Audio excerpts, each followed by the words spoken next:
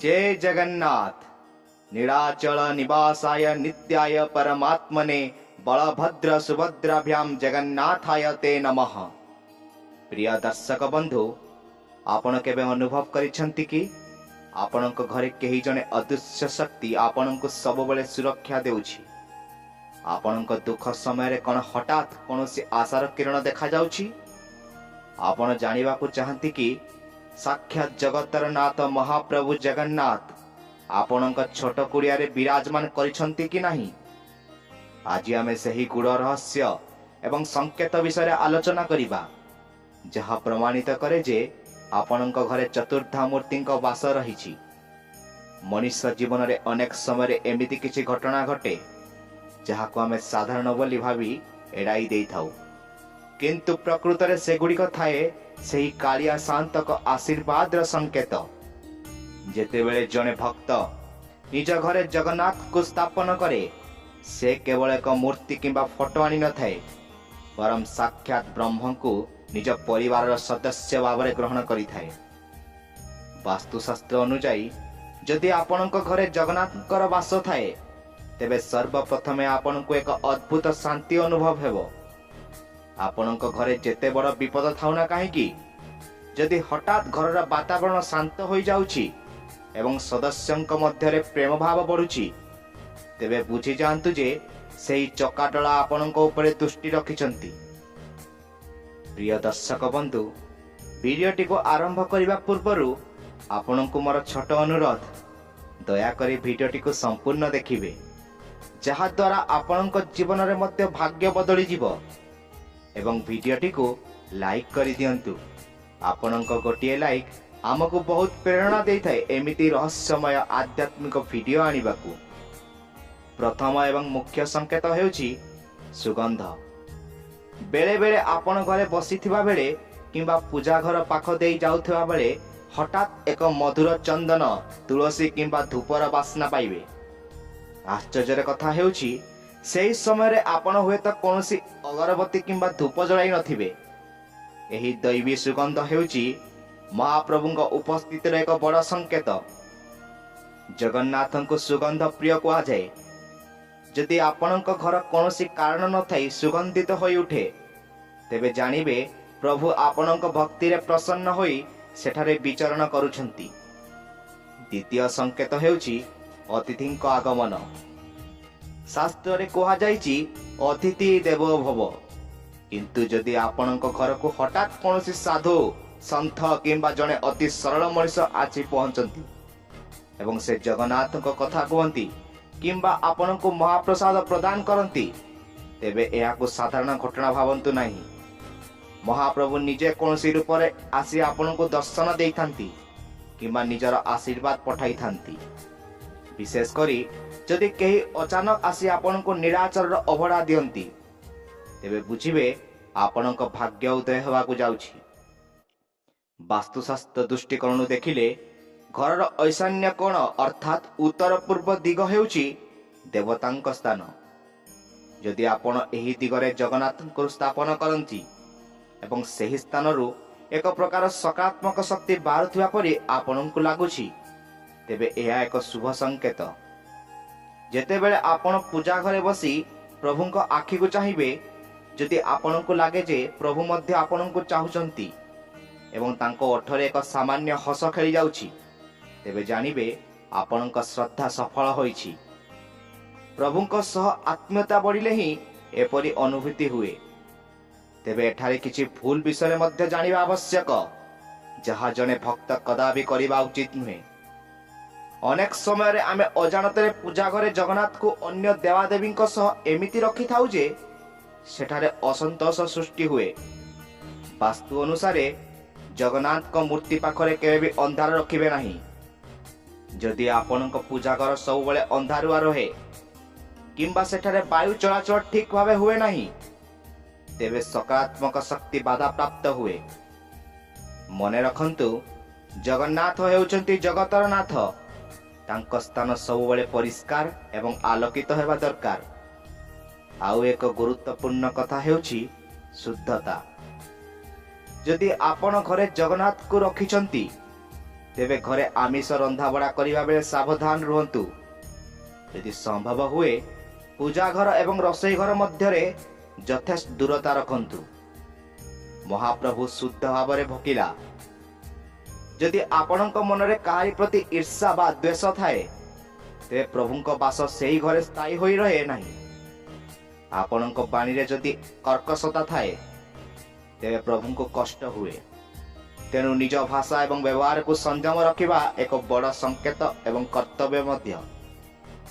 ଅନେକ ସମୟରେ ଆପଣ ଶୋଇଥିବା ବେଳେ ସ୍ୱପ୍ନରେ ମନ୍ଦିର, ନୀଳଚକ୍ର କିମ୍ବା ପତିତ ପାବନ ବାଣ ଦେଖିବାକୁ ପାଆନ୍ତି। ଏହା କୌଣସି ସାଧାରଣ ସ୍ୱପ୍ନ ନୁହେଁ। ଏହା ହେଉଛି ପ୍ରଭୁଙ୍କର ସିଧାସଳଖ ସଂକେତ ଯେ ସେ ଆପଣଙ୍କ ଉପରେ ସନ୍ତୁଷ୍ଟ ଅଛନ୍ତି। ଯଦି ଆପଣ ସ୍ୱପ୍ନରେ ମହାପ୍ରଭୁଙ୍କୁ ସେବା କରୁଥିବାର ଦେଖନ୍ତି, ତେବେ ଜାଣିବେ ଆପଣଙ୍କ ଜୀବନର ସମସ୍ତ ବାଧାବିଘ୍ନ ଦୂର ହେବାକୁ ଯାଉଛି। ପ୍ରଭୁ ଆପଣଙ୍କୁ ସୂଚନା ଦେଉଛନ୍ତି ଯେ ଆପଣଙ୍କ ସମସ୍ତ ଚିନ୍ତା ସେ ନିଜେ ବହନ କରୁଛନ୍ତି। ଜଗନ୍ନାଥଙ୍କ ବାସ ଥିବା ଘରେ ଆଉ ଏକ ଆଶ୍ଚର୍ଯ୍ୟଜନକ ଲକ୍ଷଣ ଦେଖାଯାଏ। ତାହା ହେଉଛି ତୁଳସୀ ଗଛର ଅବସ୍ଥା। ଯଦି ଆପଣଙ୍କ ଘରେ ଥିବା ତୁଳସୀ ଚଉରା ସବୁବେଳେ ସବୁଜ ଏବଂ ସତେଜ ରହେ, ତେବେ ବୁଝିଯାଆନ୍ତୁ ସେହି ଘରେ ଲକ୍ଷ୍ମୀ ନାରାୟଣଙ୍କର କୃପା ରହିଛି। ଜଗନ୍ନାଥଙ୍କ ପୂଜାରେ ତୁଳସୀ ଅପରିହାର୍ଯ୍ୟ। ଯଦି କୌଣସି କାରଣ ନଥାଇ ତୁଳସୀ ଗଛ ଶୁଖିଯାଏ, ତେବେ ଏହା ବାସ୍ତୁଦୋଷ କିମ୍ବା ପ୍ରଭୁଙ୍କ ଅସନ୍ତୋଷର ସଂକେତ ହୋଇପାରେ। ସେଥିପାଇଁ ତୁଳସୀଙ୍କ ସେବା କଲେ ଜଗନ୍ନାଥ ଅତି ଶୀଘ୍ର ପ୍ରସନ୍ନ ହୁଅନ୍ତି। ଆପଣ ହୁଏତ ଅନୁଭବ କରିଥିବେ, କେବେ କେବେ ଆପଣ ବହୁତ ବଡ଼ ଅସୁବିଧାରେ ପଡ଼ିଥାନ୍ତି, ଯେଉଁଥିରୁ ବାହାରିବା ଆପଣଙ୍କ ପାଇଁ ଅସମ୍ଭବ ମନେ ହୁଏ। କିନ୍ତୁ ଶେଷ ମୁହୂର୍ତ୍ତରେ ଏମିତି କିଛି ଘଟେ ଯାହା ଆପଣଙ୍କୁ ରକ୍ଷା କରିଦିଏ। ଏହି ଚମତ୍କାର ହିଁ ହେଉଛି ଜଗନ୍ନାଥଙ୍କ ଘରେ ରହିବାର ସବୁଠାରୁ ବଡ଼ ପ୍ରମାଣ। ସେ ବିପଦ ବେଳେ ହିଁ ପରୀକ୍ଷା ନିଅନ୍ତି ଏବଂ ଉଦ୍ଧାର ମଧ୍ୟ କରନ୍ତି। ଯଦି ଆପଣଙ୍କ ଘରେ ସବୁବେଳେ ଏକ ସୁରକ୍ଷା କବଚ ରହିଥିବା ପରି ଆପଣଙ୍କୁ ଅନୁଭବ ହେଉଛି, ତେବେ ଜାଣିବେ ପ୍ରଭୁ ନିଜେ ଆପଣଙ୍କ ଦ୍ୱାରପାଳ ସାଜିଛନ୍ତି। କିନ୍ତୁ ସାବଧାନ, କିଛି ଲୋକ ଜଗନ୍ନାଥଙ୍କ ଫଟୋ କିମ୍ବା ମୂର୍ତ୍ତିକୁ କେବଳ ଘରର ଶୋଭା ବଢ଼ାଇବା ପାଇଁ ବ୍ୟବହାର କରନ୍ତି। ଏହା ଏକ ବଡ଼ ଭୁଲ। ମହାପ୍ରଭୁଙ୍କୁ ସାଜସଜ୍ଜା ପାଇଁ ନୁହେଁ, ବରଂ ଶ୍ରଦ୍ଧା ପାଇଁ ରଖାଯାଏ। ଯଦି ଆପଣ ତାଙ୍କୁ ଧୂପ ଦୀପ ଦେଇ ପୂଜା କରୁନାହାନ୍ତି କିମ୍ବା ତାଙ୍କ ସ୍ଥାନକୁ ଅପରିଷ୍କାର ରଖୁଛନ୍ତି, ତେବେ ଏହା ନକାରାତ୍ମକ ପ୍ରଭାବ ପକାଇଥାଏ। ଭକ୍ତି ବିନା କେବଳ ପ୍ରତିମା ରଖିଲେ ପ୍ରଭୁଙ୍କୁ ବାସ ହୁଏ ନାହିଁ। ପ୍ରଭୁଙ୍କୁ ଭୋଗ ଅର୍ପଣ କରିବା ବେଳେ ସମସ୍ତଙ୍କ ପାଇଁ ଶୁଭ ମନାସିବା ଉଚିତ। ଏହି ସଂକେତ ଗୁଡ଼ିକୁ ଚିହ୍ନିବା ପାଇଁ ଆପଣଙ୍କୁ ନିଜର ଆଧ୍ୟାତ୍ମିକ ଚେତନାକୁ ଜାଗ୍ରତ କରିବାକୁ ପଡ଼ିବ। ଯେତେବେଳେ ଆପଣ ଶୋଇବା ପୂର୍ବରୁ କିମ୍ବା ଉଠିବା ପରେ ପ୍ରଥମେ ପ୍ରଭୁଙ୍କ ନାମ ନିଅନ୍ତି, ସେତେବେଳେ ଆପଣଙ୍କ ହୃଦୟରେ ଯେଉଁ କମ୍ପନ ସୃଷ୍ଟି ହୁଏ, ତାହା ହିଁ ହେଉଛି ପ୍ରଭୁଙ୍କ ସହ ଆପଣଙ୍କ ସମ୍ପର୍କ। ପ୍ରଥମରୁ ଆମେ କିଛି ମୌଳିକ ସଂକେତ ବିଷୟରେ ଜାଣିଲେ, କିନ୍ତୁ ଜଗନ୍ନାଥଙ୍କ ଲୀଳା ଅପାର। ଆଗକୁ ଆହୁରି ଅନେକ ରହସ୍ୟମୟ ସଂକେତ ଅଛି ଯାହା ଆପଣଙ୍କୁ ଚକିତ କରିଦେବ। ମହାପ୍ରଭୁ କେମିତି ନିଜ ଭକ୍ତର ଘରକୁ ବୈକୁଣ୍ଠରେ ପରିଣତ କରନ୍ତି, ସେହି ବିଷୟରେ ଆହୁରି ଗଭୀର ଭାବେ ଜାଣିବା ପାଇଁ ପ୍ରସ୍ତୁତ ହୁଅନ୍ତୁ। କଣ ଆପଣ ଜାଣନ୍ତି, ପ୍ରଭୁଙ୍କ ବାସ ଥିଲେ କେବଳ ମନ କିମ୍ବା ପରିବେଶ ନୁହେଁ, ବରଂ ଆପଣଙ୍କ ରୋଷେଇ ଘରୁ ନେଇ ଘରର ପ୍ରତିଟି କୋଣ ଅନୁକୋଣରେ କିଛି ଦୈବୀ ପରିବର୍ତ୍ତନ ଦେଖାଯାଏ। ଆଜି ଆମେ ଆଲୋଚନା କରିବା ଆହୁରି କିଛି ଗଭୀର ରହସ୍ୟ ଏବଂ ବାସ୍ତୁର ସେହି ଭୁଲ ସମ୍ବନ୍ଧରେ, ଯାହା ଆପଣଙ୍କୁ ମହାପ୍ରଭୁଙ୍କ କୃପାରୁ ବଞ୍ଚିତ କରିପାରେ। ପ୍ରଭୁଙ୍କ ଉପସ୍ଥିତିର ସବୁଠାରୁ ବଡ଼ ଏବଂ ପ୍ରତ୍ୟକ୍ଷ ସଂକେତ ଆପଣଙ୍କ ଘରର ରୋଷେଇ ଘରୁ ମିଳିଥାଏ। ଆପଣ ଜାଣିଥିବେ, ଜଗନ୍ନାଥ ହେଉଛନ୍ତି ଅନ୍ନ ବ୍ରହ୍ମ। ପୁରୀ ଶ୍ରୀମନ୍ଦିରରେ ମହାପ୍ରଭୁଙ୍କ 56 ଭୋଗର ମହାତ୍ମ୍ୟ ସମଗ୍ର ବିଶ୍ୱରେ ପ୍ରସିଦ୍ଧ। ଯଦି ଆପଣଙ୍କ ଘରେ ପ୍ରଭୁଙ୍କ ବାସ ରହିଛି, ତେବେ ଆପଣ ଅନୁଭବ କରିବେ ଯେ ଆପଣଙ୍କ ଘରର ସାଧାରଣ ଖାଦ୍ୟ ମଧ୍ୟ ଅତ୍ୟନ୍ତ ସ୍ୱାଦିଷ୍ଟ ହେଉଛି। ବେଳେ ବେଳେ ଆପଣ କୌଣସି ବିଶେଷ ମସଲା କିମ୍ବା ପଦ୍ଧତି ବ୍ୟବହାର ନ କରି ମଧ୍ୟ ଯେଉଁ ଖାଦ୍ୟ ପ୍ରସ୍ତୁତ କରନ୍ତି, ତାହା ଅବଢ଼ା ଭଳି ତୃପ୍ତିଦାୟକ ଲାଗିଥାଏ। ଏପରିକି ଘରକୁ ହଠାତ୍ ଅଧିକ ଲୋକ ଆସିଗଲେ ମଧ୍ୟ ଖାଦ୍ୟ କମ୍ ପଡ଼େ ନାହିଁ। ଯଦି ଆପଣଙ୍କ ରୋଷେଇ ଘରେ ଅନ୍ନପୂର୍ଣ୍ଣାଙ୍କ କୃପା ସହ ଜଗନ୍ନାଥଙ୍କର ଆଶୀର୍ବାଦ ଥାଏ, ତେବେ ସେଠାରେ କେବେ ବି ଅଭାବ ରହେ ନାହିଁ। ଏହା ହେଉଛି ସେହି ଚକାଡୋଳାଙ୍କ ଏକ ଅଦୃଶ୍ୟ ସଂକେତ ଯେ से आपणଙ୍କ सह भोजन करुछंती।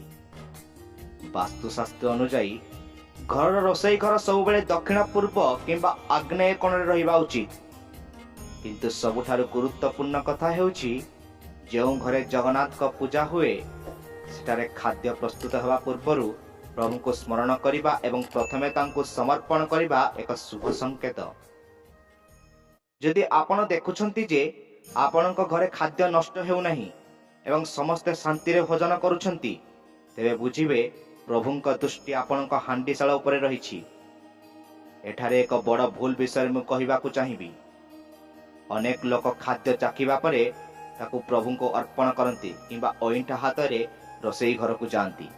यह साक्षात अपराध। जगन्नाथ हेउचंदी शुद्धतार प्रतीक।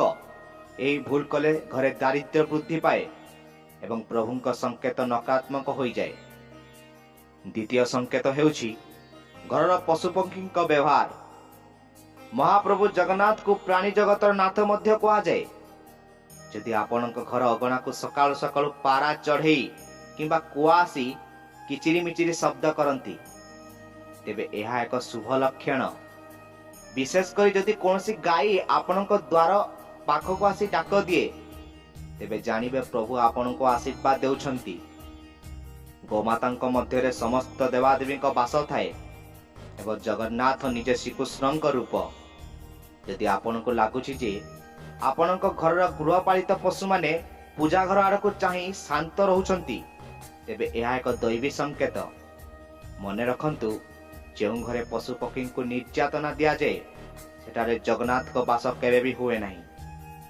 आउ एक गुरुत्वपूर्ण संकेत हेउछि छोट पिलांक आचरण। कुहा जाए पिला माने हेउछति भगवानकर रूप। यदि आपणଙ୍କ घर को कौनसी छोट पिला आसंती एवं सेमाने सीधा सड़क पूजा घर को जाई जगन्नाथ को देखि हसंती किंबा तांको सह कथा हेबा परि मने हुवंती तेबे यह निश्चित जे सेठारे जीवंत ठाकुर विराजमान करिछंती। पिला मानकर निष्पाप मन से ही परम ब्रह्म को शीघ्र चिन्हि पारे। यदि आपणଙ୍କ घर पिला माने प्रभु को भल पाउछंती एवं तांको खेलना बा खाद्य जाचुछंती तेबे जानिबे आपणଙ୍କ वंश उपरे महाप्रभुଙ୍କ कृपा रहिछि। वास्तुशास्त्र रे कहा जाइछि जे घरर मुख्य द्वार सब सफा एवं सुसज्जित रहिबा उचित। यदि आपणଙ୍କ मुख्य द्वार जगन्नाथ को मूर्ति किंबा पतित पावन फोटो रहिछि तेबे आपण अनुभव करिवे जे घर को आसुथिबा व्यक्ति माने शांत हो जाउछंती। यह एक संकेत जे प्रभु आपणଙ୍କ घर को नकारात्मक शक्ति रक्षा करुछंती। किंतु एठारे एक साधारण भूल हेउछि अनेक लोक जगन्नाथ को मूर्ति को परस्पर पिठी देखाई रखंती अर्थात घर भीतर को एक बाहर को दुईटी मूर्ति। वास्तु अनुसार यह ठीक नुहे। प्रभु को एपरी भाव रखंतु जेमिति से घर समस्त सदस्य ऊपर नजर रखिथिबे। आउ एक आश्चर्यजनक संकेत हेउछि अर्थर सदुपयोग। यदि आपणଙ୍କ घरे जगन्नाथ को वास थाए तेबे आपणଙ୍କ रोजगार कम हेले मध्य सेथिरे बरकत रहिबो। आपणଙ୍କ टंका केबे भी अदरकारी रोग बा मकद्दमारे खर्च हेबो नाही। यदि आपण देखुछंती जे आपणଙ୍କ घरे आवश्यक समय टंका मिली जाउछि एवं आपण अन्य को सहाय्य करबा को सक्षम हेउछंती तेबे यह महालक्ष्मी एवं जगन्नाथ को मिलित कृपार संकेत। जो घरे प्रभु थांती सेठारे अहंकार आसे नहीं वरम दान करिवार प्रवृत्ति बढ़े। किंतु सावधान किछि लोक घरे जगन्नाथ को रखी मध्य मद मांस अन्यान्य निशा द्रव्यर सेवन करती। वास्तुशास्त्र एवं धर्मशास्त्र अनुसार यह प्रभु को अपमान करिवा सदृश। यदि आपणଙ୍କ घरे एसबु चले तेबे प्रभु को सकारात्मक संकेत मिलिबा बंद हो जाए एवं घरे कलह सृष्टि हुए। प्रभु को बास थिबा घरे सात्विक ही सबुठारु बड़ संपत्ति। यदि आपणଙ୍କ मनरे एही जिनिस गुड़िक प्रति घृणा आसुछि तेबे बुझिबे प्रभु आपणଙ୍କ हृदय को परिवर्तन करुछंती। अनेक समय रे आपण पूजा करिया बेले अनुभव करंती जे प्रभु को चढ़ा जाइथिबा फूल हठात तळको खसी पड़ुछि। यह कौन सी साधारण घटना नुहे। यह को आज्ञामाल संकेत भाव ग्रहण करा जाए। यार अर्थ हेउछि आपण जे काम पाई प्रार्थना करुतिले ताहा प्रभु सुनिछंती एवं आपण को अनुमति प्रदान करिछंती। ଯଦି ଦୀପଶିଖା ହଠାତ୍ ଉଜ୍ଜଳ ହୋଇ ଉଠେ ତେବେ ବୁଝିବେ ପ୍ରଭୁଙ୍କ ଉର୍ଜା ସେହି ସମୟରେ ସେଠାରେ ପ୍ରଖର ରହିଛି। ଆଉ ଏକ ବିଶେଷ ଦିଗ ହେଉଛି ଘରର ଶାନ୍ତି। ବାସ୍ତୁଶାସ୍ତ୍ର କୁହେ ଯେ ଘରର କାନ୍ଥର ରଙ୍ଗ ଏବଂ ସାଜସଜ୍ଜା ଆଧ୍ୟାତ୍ମିକତା ସହ ଜଡ଼ିତ ହେବା ଉଚିତ। ଯଦି ଆପଣଙ୍କ ଘରେ ଜଗନ୍ନାଥଙ୍କ ବାସ ଥାଏ ତେବେ ଆପଣ କୌଣସି କାରଣ ନଥାଇ ମଧ୍ୟ ଖୁସି ରହିବେ।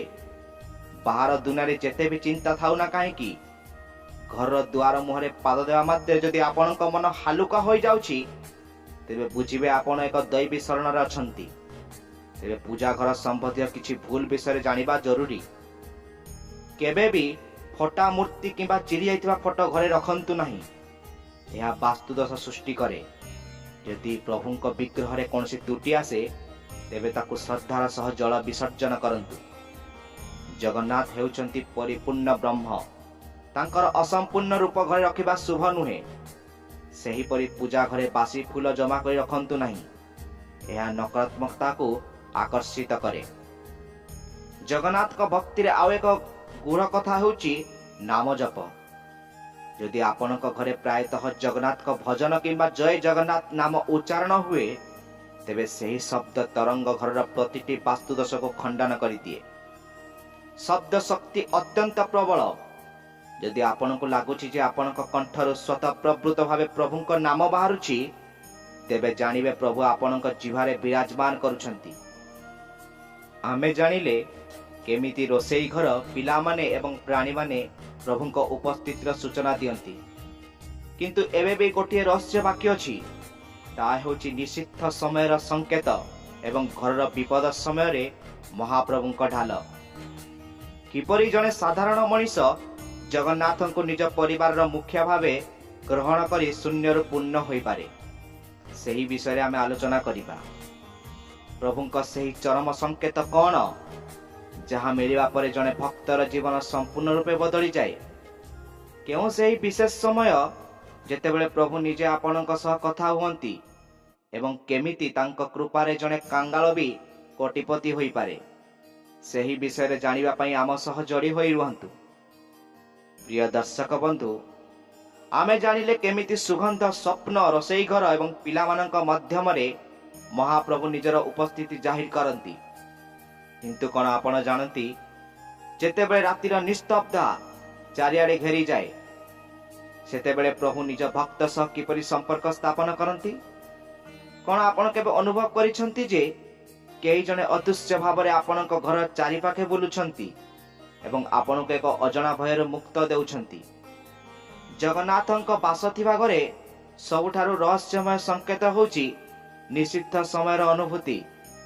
ବ୍ରହ୍ମ ମୁହୂର୍ତ୍ତ ଅର୍ଥାତ୍ ରାତି 3ଟାରୁ 5ଟା ମଧ୍ୟରେ ଯଦି ଆପଣଙ୍କର ହଠାତ୍ ନିଦ ଭାଙ୍ଗିଯାଏ ଏବଂ ଆପଣଙ୍କ ମନରେ ପ୍ରଭୁଙ୍କ ପ୍ରତି ଏକ ଗଭୀର ଭକ୍ତିଭାବ ଜାଗ୍ରତ ହୁଏ ତେବେ ବୁଝିବେ ପ୍ରଭୁ ଆପଣଙ୍କୁ ସ୍ମରଣ କରୁଛନ୍ତି।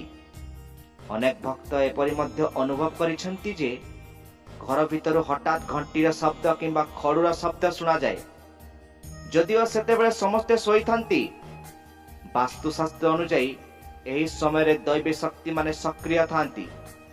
ଯଦି ଆପଣଙ୍କ ଘରେ ଜଗନ୍ନାଥଙ୍କ ସାକ୍ଷାତ ବିରାଜମାନ ତେବେ ସେହି ସମୟରେ ଆପଣଙ୍କୁ ଏକ ଅଦ୍ଭୁତ ଶାନ୍ତି ଏବଂ ସୁରକ୍ଷାର ଅନୁଭୂତି ହେବ। ଆପଣଙ୍କୁ ଲାଗିବ ଯେମିତି ଆପଣ ଏକା ନାହାନ୍ତି, ସେହି ବଡ଼ ଠାକୁର ଆପଣଙ୍କ ପାଖରେ ଜଗି ରହିଛନ୍ତି। ଏଠାରେ ଏକ ବଡ଼ ବାସ୍ତୁ ଭୁଲ ବିଷୟରେ ସତର୍କ ହେବା ଜରୁରୀ। ଅନେକ ଲୋକ ନିଜର ଶୋଇବା ଘରେ ଜଗନ୍ନାଥଙ୍କ ମୂର୍ତ୍ତି କିମ୍ବା ଫଟୋ ରଖନ୍ତି। ବାସ୍ତୁଶାସ୍ତ୍ର ଅନୁସାରେ ଏହା ଆଦୌ ଉଚିତ ନୁହେଁ।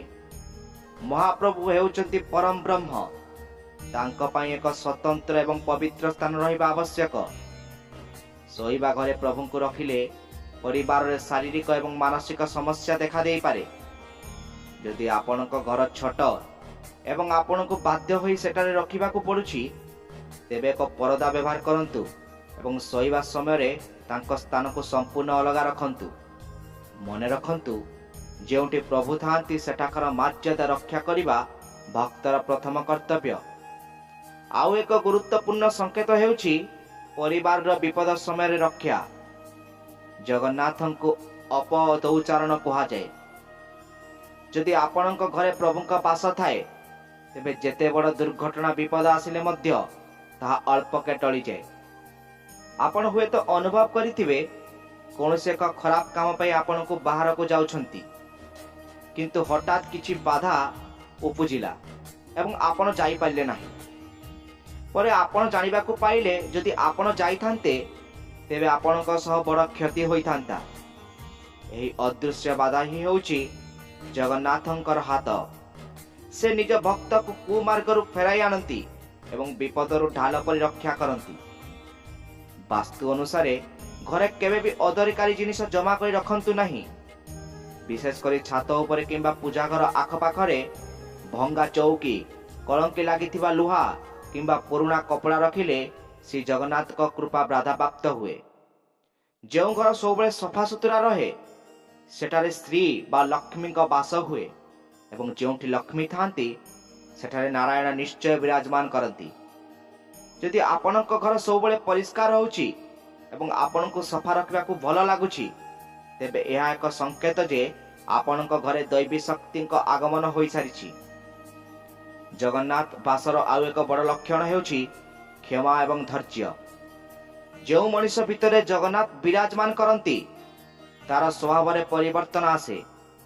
ଯଦି ଆପଣ ଅନୁଭବ କରୁଛନ୍ତି ଯେ ଆପଣ ପୂର୍ବ ଅପେକ୍ଷା ଅଧିକ ଶାନ୍ତ ହୋଇଯାଇଛନ୍ତି, ଆପଣଙ୍କୁ ଅନ୍ୟର ଦୁଃଖ ଦେଖିଲେ କଷ୍ଟ ହେଉଛି ଏବଂ ଆପଣ କାହାକୁ କଟୁ କଥା କହିବା ପୂର୍ବରୁ 10 ଥର ଭାବୁଛନ୍ତି, ତେବେ ବୁଝିବେ ପ୍ରଭୁ ଆପଣଙ୍କ ହୃଦୟରେ ସିଂହାସନ ପକାଇ ବସିଛନ୍ତି। ପ୍ରଭୁଙ୍କ ବାସ କେବଳ ପଥର କିମ୍ବା କାଠର ମୂର୍ତ୍ତିରେ ନଥାଏ, ତାହା ଭକ୍ତର ଆଚରଣରେ ପ୍ରତିଫଳିତ ହୁଏ। ଯେଉଁ ଘରର ମୁଖିଆ କ୍ଷମାଶୀଳ ଏବଂ ପରୋପକାରୀ ସେହି ଘର ହିଁ ବୈକୁଣ୍ଠପୁର ହୋଇଥାଏ। ଏଠାରେ ଏକ ବିଶେଷ ସତର୍କତା ହେଉଛି ଜଗନ୍ନାଥଙ୍କୁ ଘରେ ରଖି କେବେ ବି ଅନ୍ୟର ଅନିଷ୍ଟ ଚିନ୍ତା କରନ୍ତୁ ନାହିଁ କିମ୍ବା କାହାରିକୁ ଠକନ୍ତୁ ନାହିଁ। ଯଦି ଆପଣ ଅଧର୍ମ ପଥରେ ଚାଲିବେ ତେବେ ପ୍ରଭୁଙ୍କ କୋପ ଦୃଷ୍ଟି ପଡ଼ିପାରେ। ଜଗନ୍ନାଥ ଯେତିକି ଦୟାଳୁ ସେତିକି ନ୍ୟାୟପ୍ରିୟ ମଧ୍ୟ। ବାସ୍ତୁ ଅନୁସାରେ ଘର ଦକ୍ଷିଣ ଦିଗରେ କେବେ ମୁଖ୍ୟ ଦେବତାଙ୍କୁ ରଖନ୍ତୁ ନାହିଁ, ଏହା ଅଶୁଭ ସଂକେତ ଦେଇଥାଏ। ସର୍ବଦା ପୂର୍ବ କିମ୍ବା ଉତ୍ତର ଦିଗକୁ ମୁହଁ କରି ପୂଜା କରନ୍ତୁ, ଯାହାଦ୍ୱାରା ପ୍ରଭୁଙ୍କ ସକାରାତ୍ମକ କିରଣ ଆପଣଙ୍କ ଜୀବନକୁ ଆଲୋକିତ କରିବ। ଆପଣ ହୁଏତ ଲକ୍ଷ୍ୟ କରିଥିବେ କେବେ କେବେ ଘରେ ପୂଜା ଚାଲିଥିବା ବେଳେ ବାହାରୁ ହଠାତ୍ ଜଣେ ଅଭାବୀ ମଣିଷ କିମ୍ବା ଭିକାରୀ ଆସି ପହଞ୍ଚନ୍ତି। ଏହା ପ୍ରଭୁଙ୍କର ଏକ ପରୀକ୍ଷା। ଯଦି ଆପଣ ଏହି ବ୍ୟକ୍ତିଙ୍କୁ ଆଦରର ସହ କିଛି ଖାଦ୍ୟ କିମ୍ବା ସାହାଯ୍ୟ କରୁଛନ୍ତି ତେବେ ଜାଣିବେ ପ୍ରଭୁ ଆପଣଙ୍କ ଉପରେ ଅତ୍ୟନ୍ତ ପ୍ରସନ୍ନ ହେବେ। କିନ୍ତୁ ଯଦି ଆପଣ ତାଙ୍କୁ ଅପମାନିତ କରି ତଡ଼ି ଦେଉଛନ୍ତି ତେବେ ଆପଣଙ୍କ ପୂଜା ନିଷ୍ଫଳ ହୋଇଯାଏ। ମହାପ୍ରଭୁ ଜଗନ୍ନାଥ ସବୁବେଳେ ଦିନହୀନଙ୍କ ପକ୍ଷରେ ଥାଆନ୍ତି, ସେଥିପାଇଁ ତାଙ୍କ ନାମ ପତିତ ପାବନ। ଶେଷରେ ସବୁଠାରୁ ବଡ଼ ସଂକେତ ହେଉଛି ପରିପୂର୍ଣ୍ଣତାର ଅନୁଭୂତି।